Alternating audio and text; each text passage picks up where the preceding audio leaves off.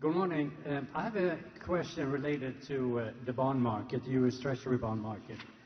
My name is Ole Larsen. I live in the San Francisco Bay Area, and I never worked in the financial industry. I started out buying penny mining stocks on the Vancouver Stock Exchange, and then a decade later I got married, and my wife convinced me to buy Berkshire shares. That was probably a good decision. So my question is, I read the newspapers about the Federal Reserve and the inflation numbers, and there must be an increased supply of treasury bonds that must go to auction. And my question is, what do you expect that to impact yield or interest rate? Yeah, the answer is I don't know. And the good news is nobody else knows, including members of the Federal Reserve and everyone.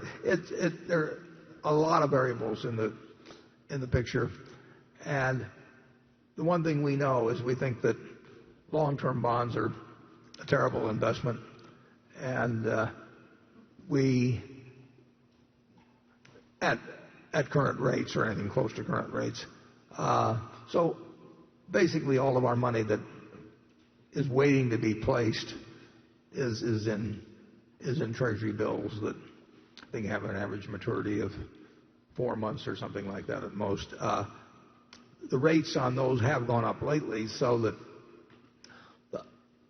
in 2018, my guess is we'll have at least $500 million more of pre-tax income than we would have had from the bills last year.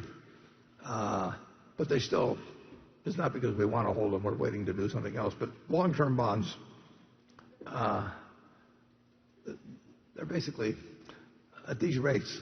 It's almost ridiculous when you think about it, because here the Federal Reserve Board is telling you we want 2% a year inflation, and the very long bond is not much more than 3%. And of course, if you're an individual and you pay tax on it, you're going to have some income taxes to pay. And let's say it brings your after-tax return down to 2.5%. So the Federal Reserve is telling you that they're going to do whatever's in their power to make sure that you don't get more than 0.5% a year of inflation-adjusted income. And that seems to me a very, I wouldn't go back to penny stocks, but I think I would stick with productive businesses or certain other productive assets by far. But what the bond market does in the next year, you've got trillions of dollars in the hands of people that are trying to guess which maturity would be the best to own and all that sort of thing. And we do not bring anything to that game that would allow us to think that we've got an edge. Charlie? Well, it really wasn't fair for our monetary authorities to reduce the savings rates paid mostly to our old people with savings accounts as much as they did. But they probably had to do it to fight the Great Recession appropriately. But it clearly wasn't fair, and the conditions were weird. In my whole lifetime, it's only happened once that interest rates went down so low and stayed low for a long time. And it was quite unfair to a lot of people, and it benefited the people in this room enormously because it drove asset prices up, including the price of Berkshire Hathaway stock. So we're all a bunch of undeserving people, and I hope that we continue to be so. At the time this newspaper came out in 1942, the government was appealing to the patriotism of everybody. As kids, we went to school and we bought savings stamps to put in. Well, they first called them U.S. war bonds, then they called them U.S. defense bonds, and then they called them U.S. savings bonds. But they were called war bonds then. And you put up $18.75, and you got back $25 in 10 years.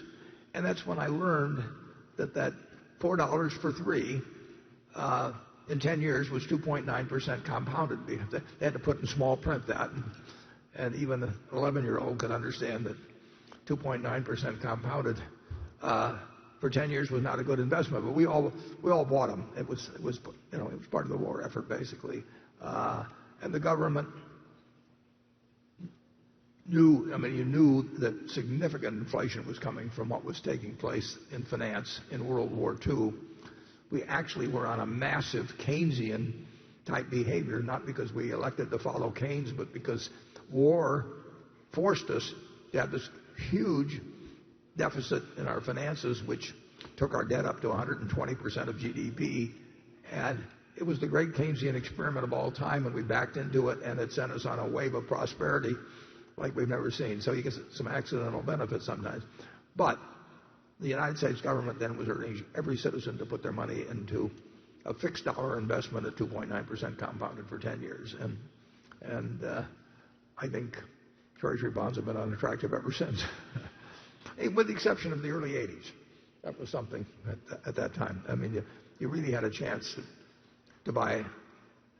You had a chance to invest your money by buying zero coupon Treasury bonds and in effect guarantee yourself that for 30 years you would get a compounded return, something like 14% for 30 years of your lifetime. So every now and then something really strange happens in markets, and the trick is to not only be prepared but to take action when it happens.